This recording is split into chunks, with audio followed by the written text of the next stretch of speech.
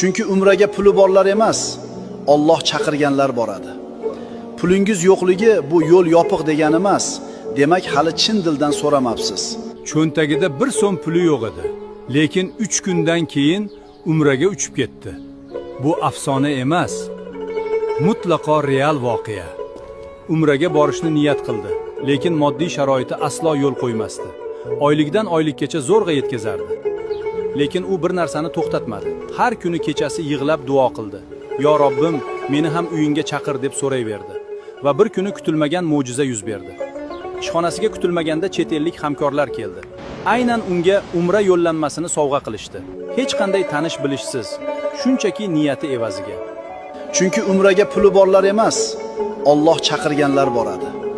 Pulingiz yo'qligi bu yo'l yopiq degani emas, demak hali chin dildan so'ramabsiz.